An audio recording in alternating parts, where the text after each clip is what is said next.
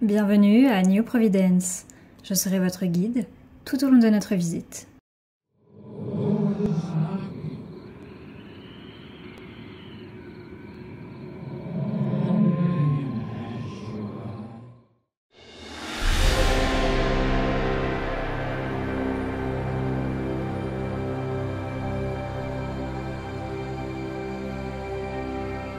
Le personnage de Lux venait à peine de sortir, en octobre 2010, lorsque j'ai joué pour la première fois à League of Legends.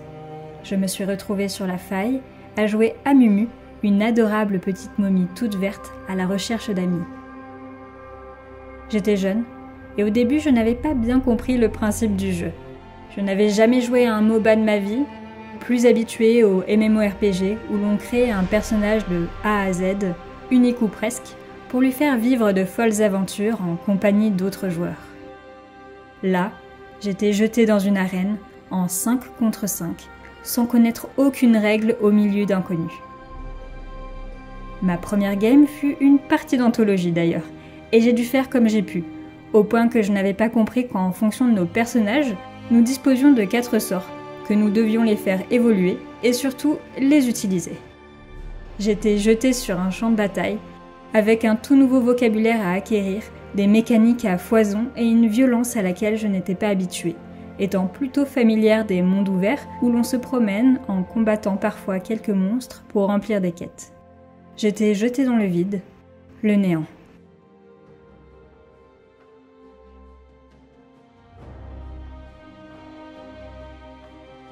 Les années ont passé et je suis devenue une habituée de la faille. Même si j'ai souvent fait des pauses pour éviter de vendre ma santé mentale à quelques indicibles créatures peuplant le monde de Runeterra. Je ne suis clairement pas la meilleure joueuse qu'il soit, mais je me débrouille en ce qui concerne la survie. J'ai apprivoisé certains champions plus que d'autres, j'ai étudié le vocabulaire, les objets à collectionner, les arcanes, les statistiques, les synergies, les combos, en bref, tout ce qui fait de League of Legends, League of Legends. Un jeu d'arène où l'on se glisse dans la peau d'un champion, puis d'un autre, d'une partie à une autre.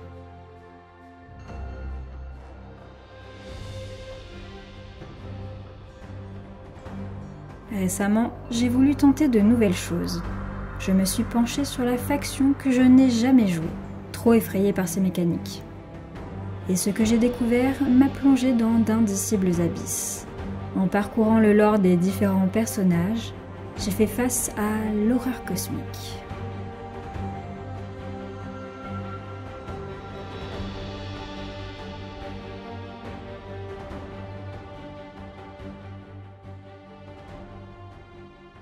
Dans l'univers riche et foisonnant de League of Legends, une faction se distingue par son aura d'inconnu et de terreur, le Void, ou le néant en français. Cette dimension mystérieuse, peuplée de créatures insondables et incompréhensibles, évoque des forces bien au-delà de l'humanité, capables de plonger quiconque y est confronté dans la folie et la destruction. Ce concept m'a inévitablement rappelé les écrits de Howard Phillips Lovecraft, maître de l'horreur cosmique, instigateur de la philosophie du cosmicisme, pour qui l'univers est régi par des entités et des lois indifférentes à la condition humaine. Le cosmicisme, philosophie au cœur de l'œuvre de Lovecraft, postule l'insignifiance de l'homme face à un cosmos vaste, froid et incompréhensible. Le Void de League of Legends semble directement puiser dans cette vision désespérante. Les champions issus de ce monde ne sont ni bons ni mauvais, ils incarnent des forces primordiales, agissant en dehors des cadres moraux humains. Cependant, League of Legends ne se contente pas de reproduire l'horreur cosmique à la lettre. À travers certains des personnages, le jeu réinvente le concept pour l'adapter à un public moderne, ajoutant des éléments d'héroïsme, de survie et même d'intelligence à ces créatures monstrueuses. L'humanité est certes vulnérable, mais elle lutte, s'adapte et parfois même triomphe face à l'inconnu. L'univers du Void dans League of Legends parvient ainsi à revisiter le cosmicisme Lovecraftien, en y injectant des nuances et en renouvelant la terreur cosmique pour une nouvelle génération de joueurs et de lecteurs, où la lutte contre l'indicible, bien que souvent vaine, est au cœur d'une quête pour la survie et la connaissance. Laissez-moi vous guider dans les profondeurs du néant, accompagnés par les champions du Void, pour explorer comment ils incarnent les principes du cosmicisme, le réinventent et nous confrontent à l'insignifiance humaine face à des forces incommensurables.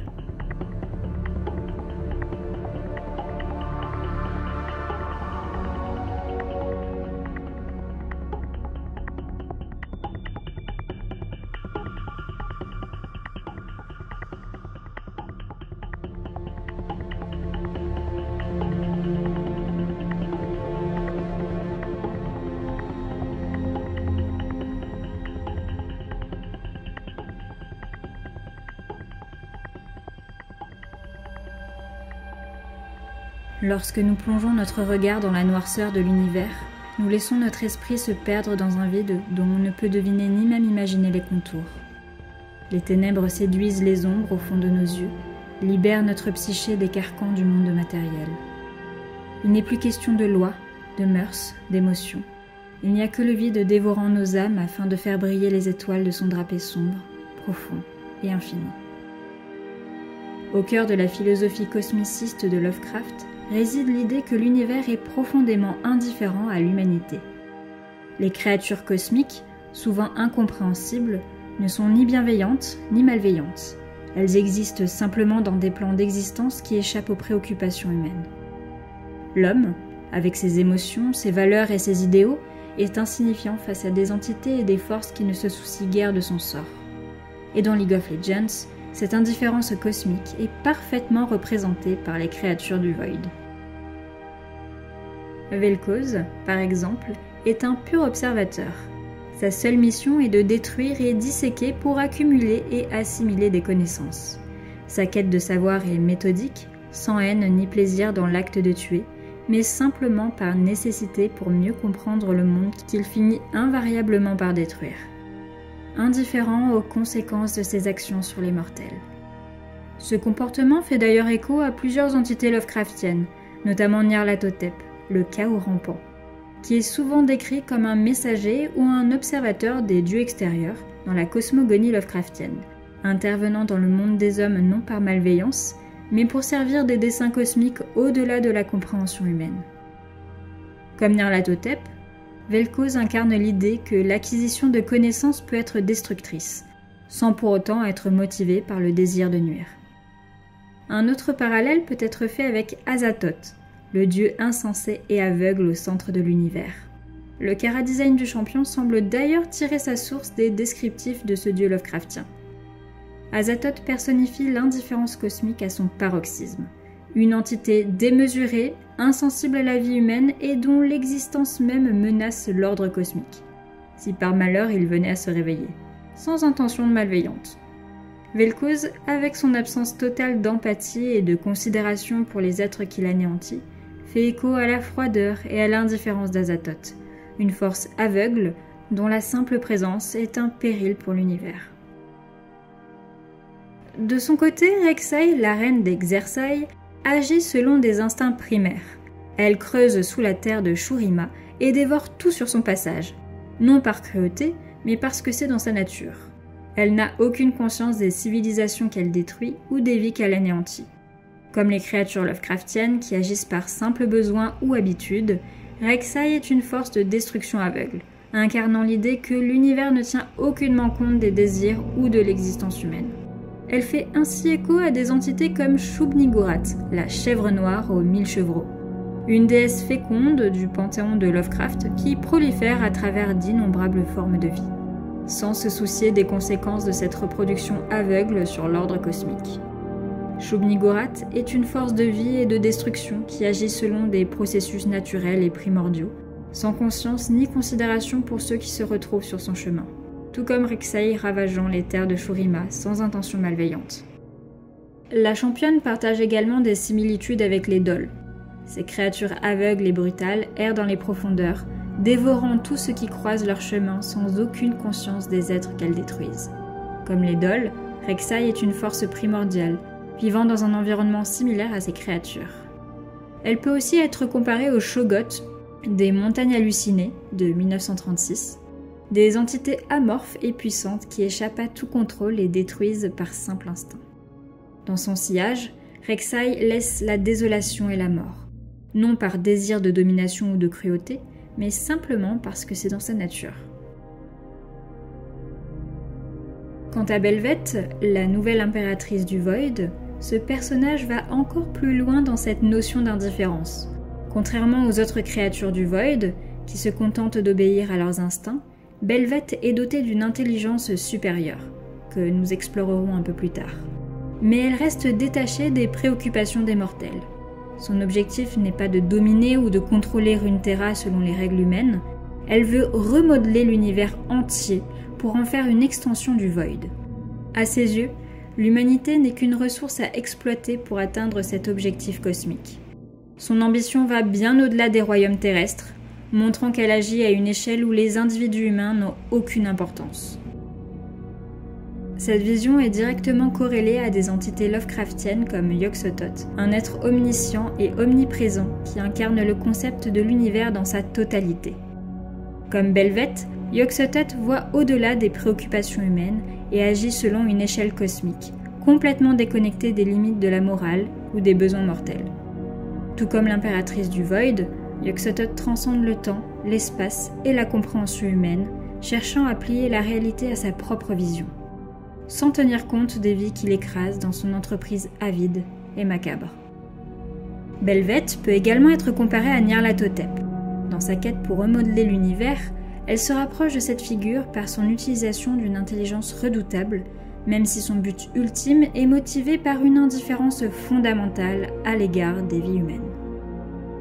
Une autre correspondance pertinente se trouve dans la nouvelle La couleur tombée du ciel de 1927, où une entité inconnue et extraterrestre dévaste une ferme et empoisonne tout ce qui l'entoure sans véritable intention consciente. Belveth, dans son désir de modeler l'univers à l'image du Void, partage cette même absence de considération, cancéreuse, pour les vies humaines qu'elle transforme en simple outil. Comme je l'ai déjà dit, les humains ne sont rien de plus que des ressources dont elle se nourrit, affamée pour son projet cosmique, tout comme l'entité de la couleur tombée du ciel transforme et détruit son environnement par simple présence, sans considération pour ce qu'elle affecte.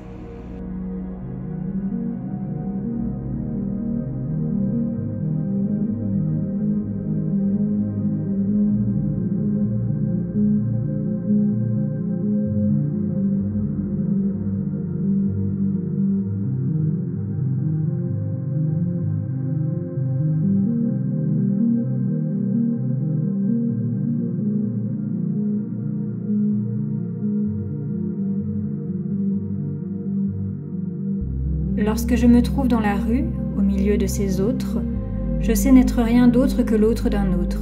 Et puis, si une voiture venait à me percuter malencontreusement, le monde continuerait de tourner malgré tout. La Terre, dont je suis locataire, continuerait de flotter dans l'immensité de l'espace. L'un des principes les plus déstabilisants du cosmicisme est l'idée que l'homme n'a aucune place privilégiée dans l'univers. Contrairement à de nombreuses traditions philosophiques et religieuses qui placent l'humanité au centre du cosmos, Lovecraft imagine un monde où l'homme est insignifiant, perdu dans un vaste et indifférent océan cosmique. Les créatures du Void, dans League of Legends, épousent cette idée en soulignant la petitesse de l'homme face à des forces incompréhensibles et incontrôlables. Ce principe de l'insignifiance se reflète également dans la structure même du MOBA, où chaque joueur est un champion aux compétences uniques, mais où l'issue de la partie dépend largement des actions collectives et des stratégies d'équipe. Dans l'arène, les joueurs peuvent se sentir comme de simples pions sur un échiquier colossal, confrontés à des adversaires qui, bien qu'incarnés par des personnages, représentent des forces au-delà de leur contrôle. Les enjeux sont souvent élevés, mais en fin de compte, chaque défaite peut sembler insignifiante face à l'immensité du jeu et aux forces qui régissent le monde de Runeterra. Dans cet espace, la notion de l'humanité en tant qu'entité centrale est non seulement remise en question, mais souvent complètement évacuée, illustrant ainsi l'idée Lovecraftienne que, au-delà des murs de l'arène, l'univers demeure indifférent à nos luttes et nos victoires.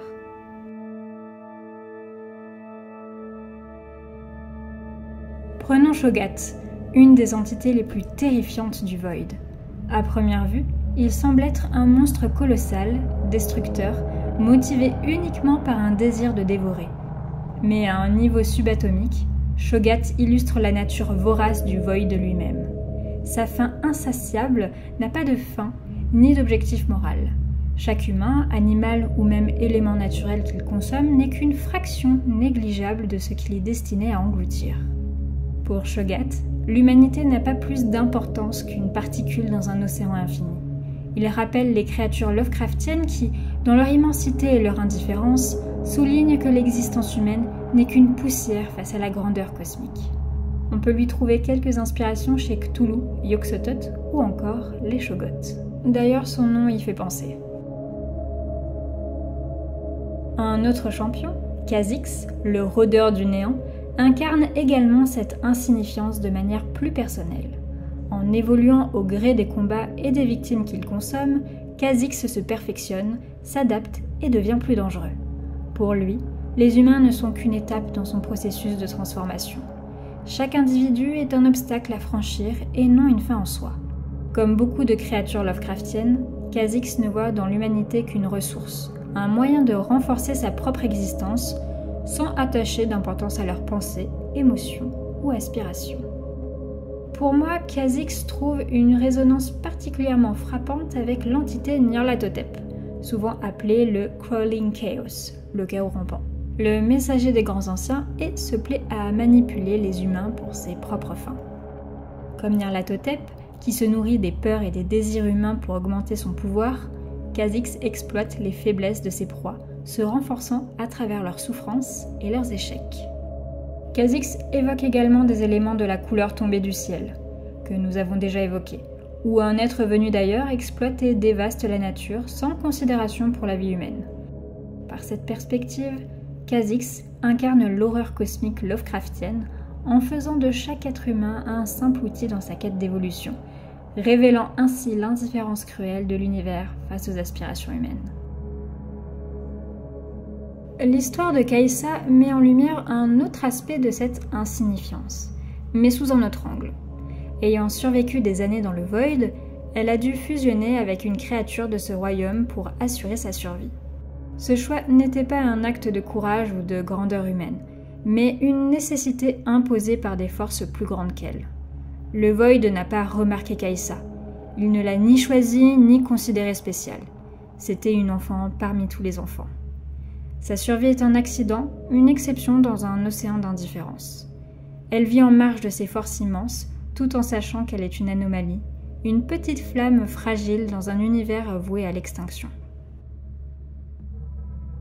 Enfin, Belveth, une nouvelle fois, évoque cette idée de l'insignifiance humaine. Dotée d'une intelligence et d'une ambition cosmique, elle ne voit pas les humains comme des adversaires ou des égaux, mais comme des ressources à consommer. Tout comme elle a absorbé les souvenirs et les réalités d'autres mondes pour renforcer son empire. L'humanité, pour Belveth, est une infime partie d'un processus de transformation cosmique bien plus vaste. Ce que les mortels considèrent comme vital ou sacré n'est, pour elle, qu'un détail dans le grand schéma du Void. Sa vision transcende la vie humaine et même l'histoire de Runeterra, inscrivant l'humanité dans un contexte où elle n'a ni contrôle, ni influence sur son propre destin.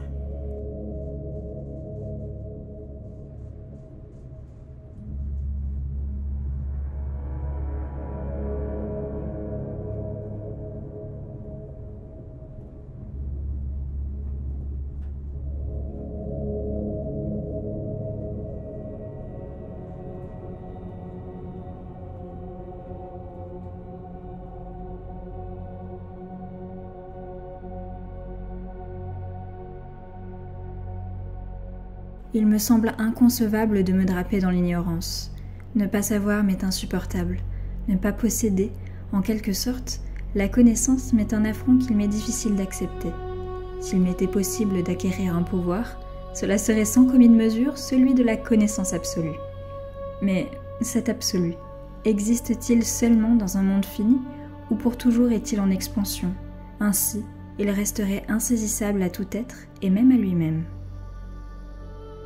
Dans le cosmicisme, il réside l'idée que certaines vérités, en particulier celles qui concernent l'univers et les forces cosmiques qui le gouvernent, sont non seulement cachées aux mortels, mais aussi foncièrement inconnaissables.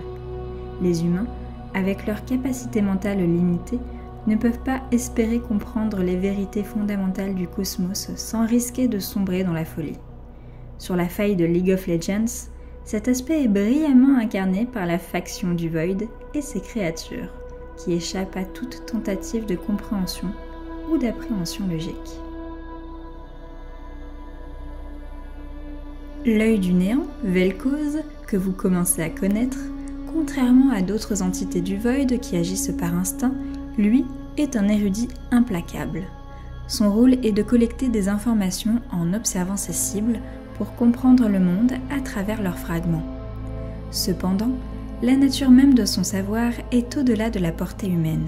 Ce qu'il observe et apprend, ce sont des vérités qui dépassent la compréhension des mortels, et son savoir pourrait très bien détruire la raison de ceux qui tentent de l'appréhender. Dans cet aspect, Vel'Koz rappelle les entités Lovecraftiennes comme Yog-Sothoth ou Nyarlathotep, dont l'existence même représente des mystères que les hommes ne peuvent concevoir sans en perdre la raison. De manière similaire, Cho'Gath incarne l'horreur de l'inconnaissable, mais de façon plus physique. Sa taille et son appétit insatiable semblent défier toute logique. Il grandit de manière exponentielle en dévorant tout sur son passage, se transformant constamment et s'étendant sans fin. Son existence semble échapper à toutes les lois naturelles. Comment fonctionne-t-il? Quelle est la limite de sa croissance? À quoi sert cette fin sans fin? Pour les humains, Cho'Gath est une anomalie dont la logique et les lois d'existence ne sont pas compréhensibles. Cette créature incarne une force du Void qui défie toute explication rationnelle, rappelant les créatures indescriptibles de Lovecraft qui échappent aux lois de la physique et de la biologie telles que nous les comprenons. L'inconnaissable s'illustre également à travers Rek'Sai et son lien avec le monde souterrain.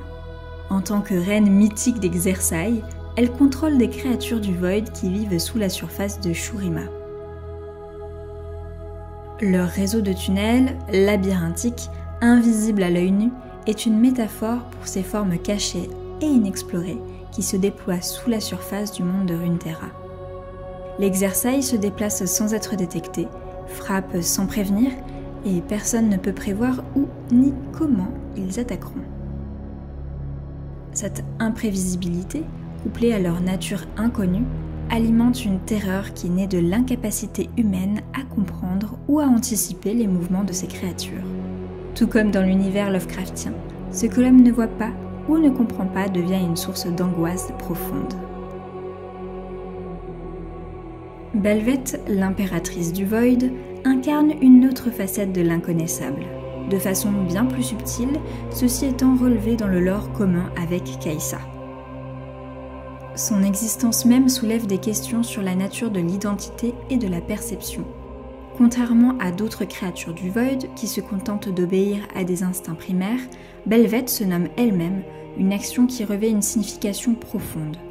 Dans de nombreuses traditions spirituelles et religieuses, le fait de nommer une entité est perçu comme une façon d'exercer un contrôle sur elle. Cela souligne la puissance des mots et la capacité de définir la réalité à travers le langage. En se nommant, Belveth affirme son identité et, par extension, son pouvoir, se positionnant ainsi comme une force dominante dans un univers où le néant et l'indifférence prévalent. Cette capacité à nommer est également liée à la philosophie et à la psychologie. En nommant quelque chose, nous acquérons une forme de compréhension et, par conséquent, une possibilité de contrôle sur cette chose. Ce processus peut atténuer la peur car il nous permet de nous approprier l'inconnu. En revanche, l'inconnaissable reste menaçant tant qu'il échappe à notre compréhension. Ainsi, Belveth, par sa simple existence et son acte de nomination, défie cette dynamique. Elle ne cherche pas simplement à contrôler, elle redéfinit les règles du jeu, transformant l'angoisse de l'inconnu en un outil de domination. D'un autre côté, cette dynamique se joue également avec Kai'Sa, qui représente une humaine ayant survécu à l'horreur du Void. Marquée par l'apostrophe dans son nom, une caractéristique distinctive qui symbolise son appartenance au néant, elle incarne la dualité entre l'humanité et l'abîme où, initialement, l'apostrophe ne figurait pas dans son nom.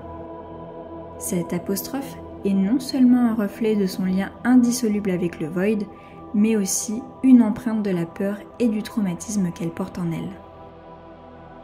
En apprenant à naviguer dans cet environnement hostile, Kajsa se confronte à la nécessité de comprendre ce qui l'entoure, un processus qui l'invite à redéfinir son identité.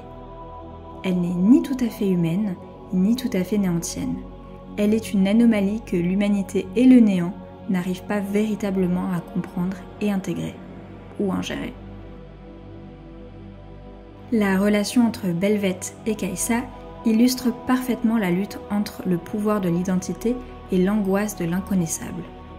Tandis que Belveth affirme son autorité en se nommant, Kajsa, renommée par ses anciens semblables, effrayée par ce qu'elle est, se tient entre deux mondes sans appartenir ni à l'un ni à l'autre, mais existant tout de même dans l'un et l'autre à la fois. Cette tension entre nommer et ne pas nommer, entre pouvoir et peur, se trouve au cœur de leur dynamique, révélant comment l'inconnaissable peut à la fois détruire et transformer.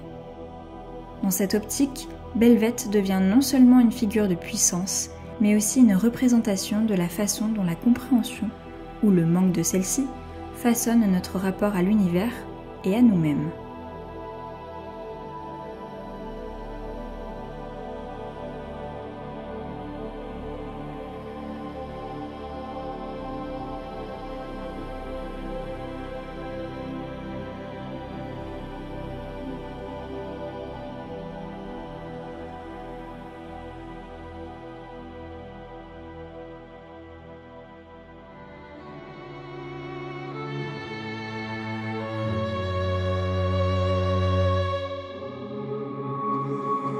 Et si?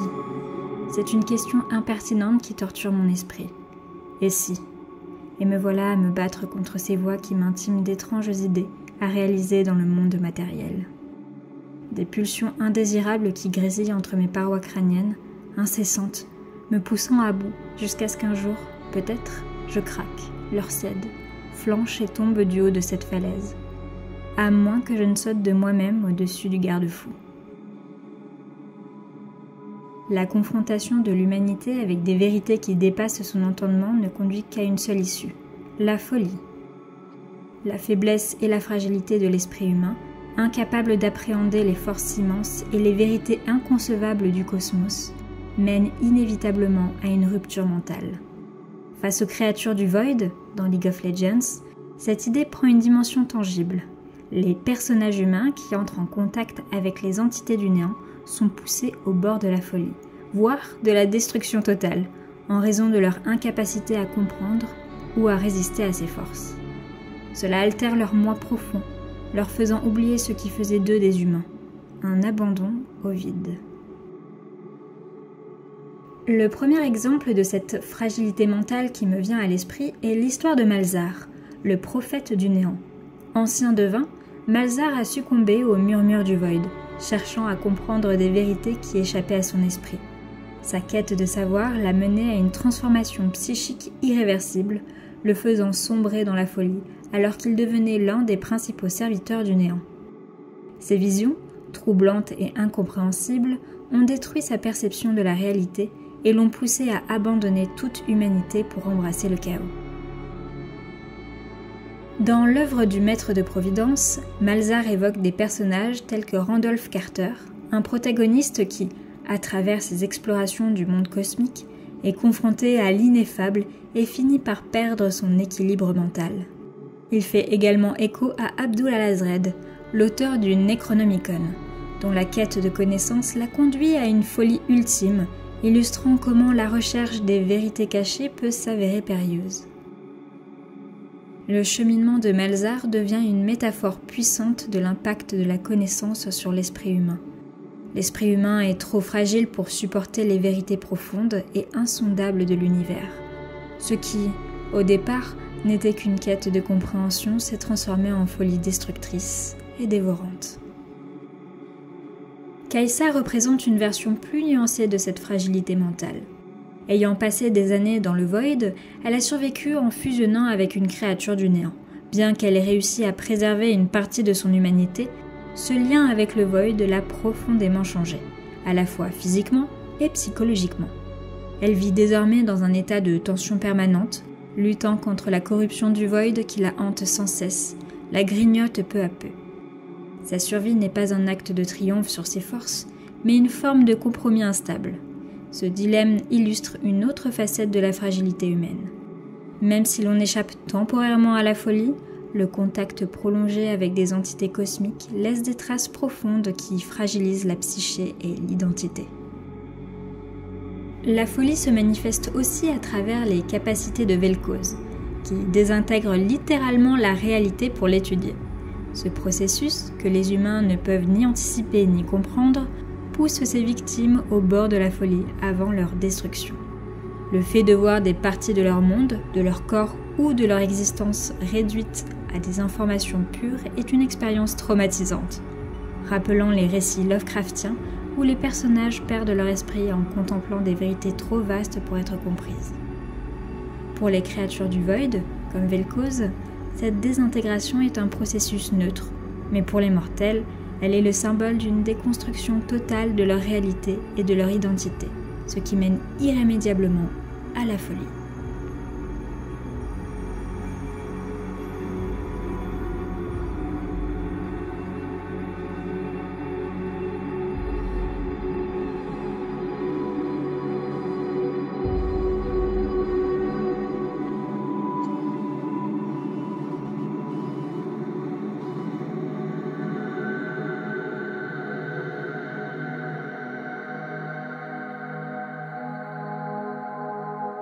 Je me suis souvent demandé pourquoi les choses fonctionnaient de cette manière et pas autrement.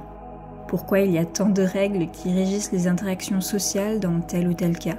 J'ai toujours trouvé ça étrange et difficile à appréhender, au point que parfois, même souvent, j'ai préféré me défaire de ces règles que je considérais absurdes, jusqu'à ce qu'on me rappelle à l'ordre.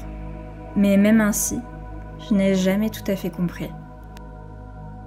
Dans le cosmicisme, l'univers est dépeint comme un lieu amoral où les notions humaines de bien et de mal n'ont aucune pertinence.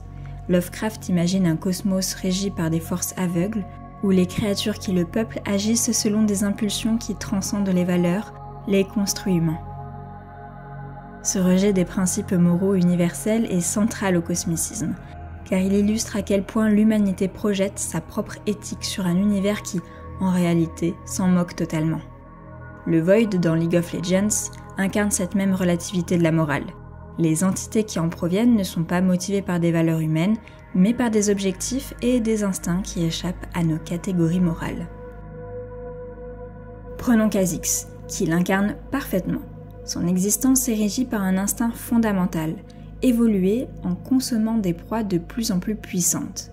Ce processus d'évolution est brutal et sans pitié, mais en regardant cela dans son contexte, il n'est ni bon ni mauvais. Pour Kha'Zix, chaque adversaire abattu et dévoré n'est qu'un moyen d'atteindre sa prochaine étape d'évolution. Kha'Zix n'est pas malveillant, il ne cherche pas à infliger de la souffrance pour le plaisir, il est simplement la manifestation d'un principe cosmique froid et implacable, celui de la survie par la prédation et l'adaptation, comme n'importe quel être vivant. De même, Belveth illustre parfaitement cette absence de morale humaine. En cherchant à dévorer la réalité et à la remodeler selon sa volonté, Belveth ne suit aucun code moral ou éthique que les humains pourraient comprendre. Son objectif transcende toute notion de bien ou de mal, elle veut réinventer l'univers non par cruauté, mais parce que telle est sa nature et son ambition, celle du néant. Les valeurs humaines n'ont aucune importance dans son entreprise cosmique, et elle l'explique parfaitement à Kai'Sa, par exemple, qui, elle, encore corrompue par son humanité, ne semble pas tout comprendre. L'impératrice agit selon des motivations qui, bien qu'inimaginables pour les mortels, sont parfaitement cohérentes dans le cadre de l'univers dévorant du Void. Cho'Gath incarne cette amoralité de manière encore plus viscérale. Son instinct de dévorer et de grandir est motivé par une loi naturelle qui échappe à la compréhension humaine. La destruction qu'il sème autour de lui n'est ni un acte de cruauté ni une punition. il dévore simplement parce qu'il doit le faire. Dans ce sens, Cho'Gath incarne un principe universel que l'humanité ne peut moraliser, celui de la croissance et de la destruction aveugle. De plus, Kog'Maw, que nous n'avons pas encore évoqué, illustre également cette amoralité. Son appétit insatiable et sa nature dévastatrice sont des manifestations d'une essence qui dépasse les considérations humaines. Tout comme Cho'Gath, Kog'Maw ne fait pas la distinction entre l'ami et l'ennemi, agissant selon un instinct primordial. Vel'Koz, quant à lui, illustre une autre facette de cette relativité morale. En tant que créature du Void obsédée par la recherche de la connaissance, Vel'Koz dissèque et désintègre ses victimes pour en comprendre la structure. Mais cela n'a aucune dimension éthique. Pour lui, chaque forme de vie n'est qu'une donnée à étudier. Ce processus d'exploration et de destruction est purement fonctionnel et scientifique dans son cadre d'existence. Le fait que cette quête entraîne la mort ou la souffrance d'être conscient ne constitue pas un dilemme moral pour lui. Il incarne ainsi une forme d'intellect détaché de toute considération éthique humaine. Enfin, Kai'Sa présente une approche plus ambivalente de cette amoralité. Fusionnée avec une créature du Void, elle se retrouve dans une zone grise morale, entre l'humanité et le Void. Elle se bat pour protéger les humains, mais elle le fait tout en étant partiellement influencée par une entité cosmique amorale. Son existence illustre la tension entre les valeurs humaines et les forces amorales du Void. Bien qu'elle tente de préserver son humanité, Kai'Sa représente cette idée que, parfois, la survie et la confrontation avec des forces cosmiques nous amènent à remettre en question nos propres valeurs et à adopter des comportements amoraux, simplement pour survivre. Elle reflète la manière dont les personnages de Lovecraft sont souvent amenés à abandonner leurs principes face à l'immensité de l'univers et à l'horreur cosmique.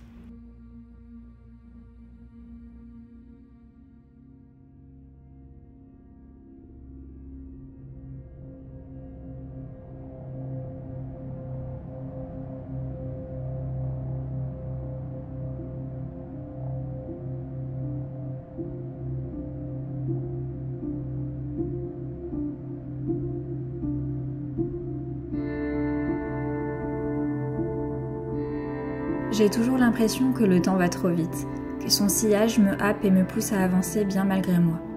Parfois j'ai envie de l'arrêter, de lui dire de ralentir, mais en vain. En suis-je son esclave ? Je ne crois pas pour autant. Le temps est une énigme tyrannique, mais je crois que la réponse se trouve dans l'écoute de son discours. Encore faut-il que je comprenne son langage. L'univers, tel qu'il est décrit chez Lovecraft, ne se conforme pas aux notions linéaires du temps que les humains connaissent. Au contraire, il se déploie dans une vastitude où les événements peuvent sembler insignifiants et éphémères à l'échelle cosmique, comme dans l'Abîme du temps, de 1936. Cette perception du temps comme étant relativisée et souvent incompréhensible est également présente dans l'univers du Void de League of Legends, où les créatures du néant évoluent en dehors des contraintes temporelles que connaissent les mortels. Vel'Koz, comme si je n'en avais pas encore assez parlé, illustre cette notion du temps déformé. En tant qu'entité obsédée par l'analyse et la déconstruction, il perçoit le monde d'une manière qui dépasse les expériences humaines. Le temps, pour lui, n'est pas une ligne continue, mais une série d'instants qu'il peut explorer et disséquer à sa guise. Son processus d'observation et d'étude ne tient pas compte du temps comme nous le vivons.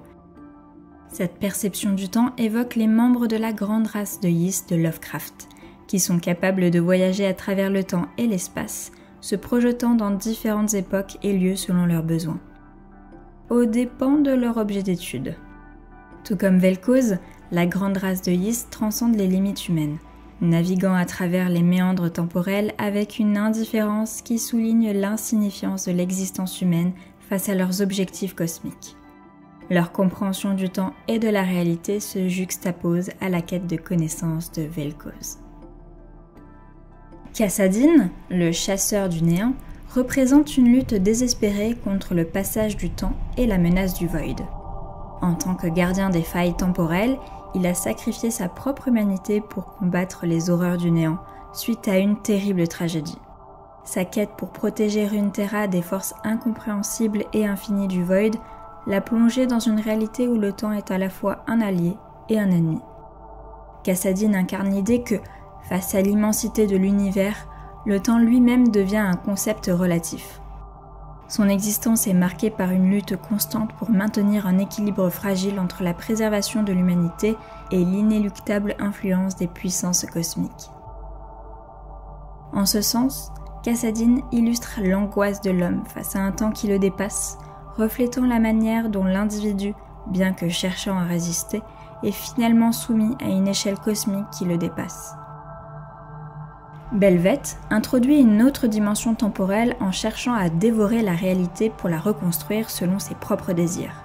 Cette idée de remodeler le cosmos souligne une conception du temps et de l'espace où les événements peuvent être réécrits et où le passé n'est pas une entité fixe, mais un champ de bataille pour la volonté cosmique. En cherchant à dévorer et à remodeler, elle démontre que, dans l'univers du Void, les concepts du temps et d'histoire sont sujets à des révisions radicales, tout comme les anciens dieux Lovecraftiens sont souvent perçus comme capables de manipuler les réalités selon leur bon plaisir. De plus, Belvet ne cesse de clamer que le néant et ses desseins sont inéluctables. Peu importe les actions mises en place par les mortels, ou même d'autres entités, le néant finit toujours par triompher. La notion de temps dilaté est également présente dans le parcours de Kajsa, qui, après avoir passé tant d'années dans le Void, revient pour découvrir un monde qui a évolué sans elle. Cette déconnexion entre le temps qu'elle a vécu dans le Void et celui des hommes souligne l'écart entre les réalités mortelles et celles des entités cosmiques. Pour Kajsa, le retour à la vie normale, si tant est qu'elle existe, est une confrontation avec l'idée que le temps ne se déroule pas de la même manière pour tous, et que le contact avec le Void a altéré sa perception du temps et de son propre passé.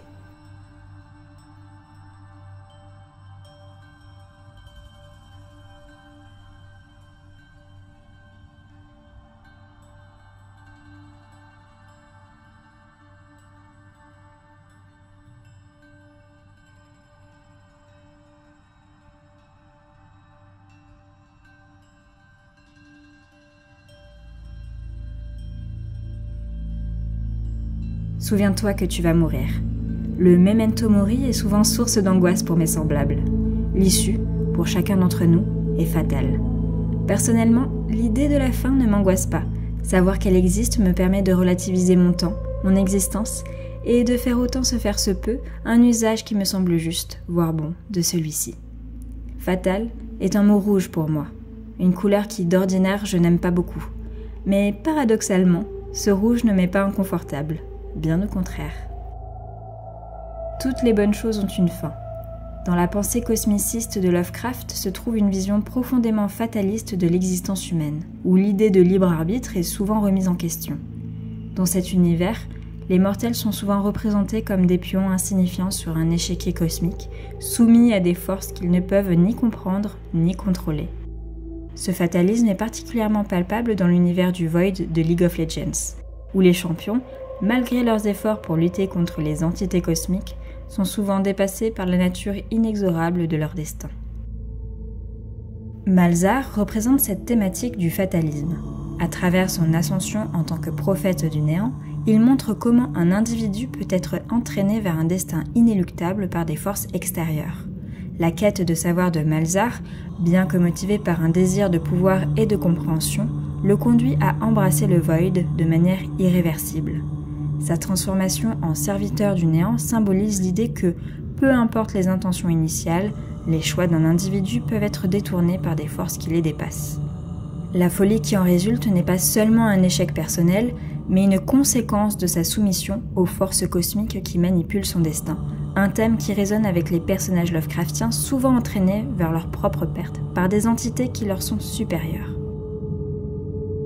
La lutte de Kajsa pour maintenir son humanité face à son lien avec le Void renforce également cette vision fataliste.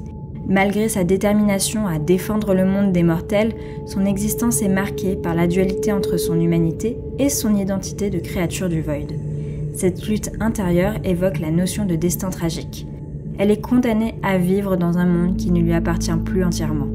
Bien qu'elle se batte pour protéger les autres, elle est constamment rappelée à son origine et à la menace que représente son autre moitié.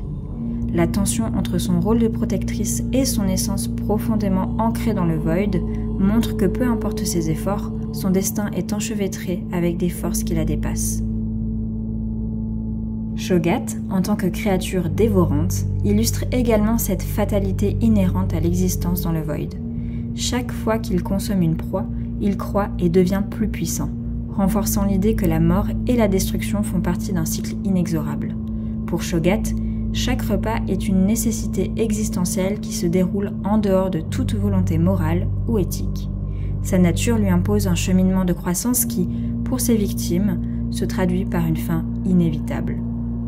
On fera le même commentaire pour Kog'Maw, qui lui, en plus de cela, cherche absolument à retrouver Malzahar. Belveth est certainement la traduction la plus littérale du fatalisme. Sa vision de l'univers est intrinsèquement liée à une destinée inéluctable, où les événements et les créatures ne sont que des pièces sur un échiquier cosmique qu'elle souhaite remodeler. Dans son esprit, la dévotion au néant et à son propre dessein est une fatalité qui transcende les luttes individuelles des mortels et même les siennes. Elle affirme que ces entreprises sont inéluctables, que peu importe les efforts déployés par l'humanité pour résister ou se défendre, le néant finira toujours par triompher. Tout comme les dieux Lovecraftiens qui tissent le destin des mortels, Belveth voit le cosmos comme un théâtre où le résultat est déjà écrit, et son rôle est simplement de jouer sa partition dans le drame inévitable de la destruction et de la reconstruction.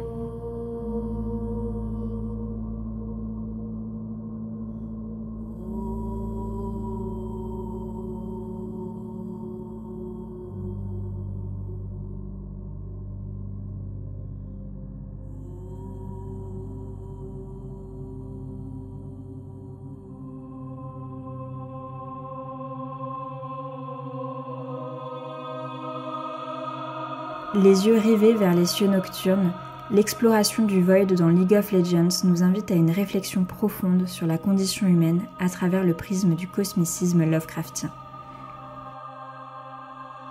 Les champions qui en émanent incarnent des concepts clés de cette philosophie. Chacune de ces entités est une manifestation d'une réalité qui dépasse notre compréhension, rappelant que, dans l'immensité de l'univers, les humains ne sont que de simples acteurs d'une pièce dont le dénouement est déjà écrit. Cependant, League of Legends ne se limite pas à une vision sombre et désespérée. La lutte des personnages face aux horreurs du Void illustre une résilience humaine face à des forces incompréhensibles. Ces luttes, bien qu'éphémères, montrent que la quête de connaissance et de survie est ancrée au cœur de notre existence.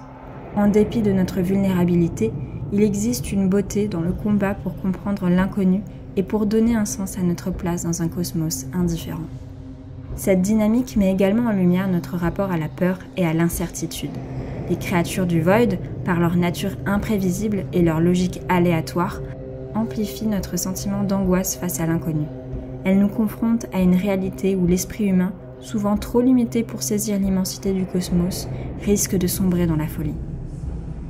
Les récits de Lovecraft et l'univers de League of Legends nous enseignent que, malgré la terreur inhérente à notre condition, la lutte pour la connaissance et la compréhension est ce qui définit notre humanité.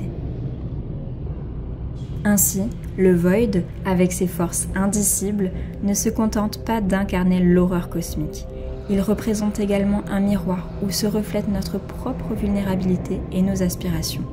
En embrassant cette lutte contre l'inconnaissable, nous acceptons notre insignifiance tout en célébrant notre capacité à résister et à chercher des vérités au-delà de notre portée. C'est dans cette quête que se trouve le véritable sens de notre existence, une exploration sans fin qui, malgré ses risques, enrichit notre compréhension de nous-mêmes et de notre place dans le vaste océan de l'univers.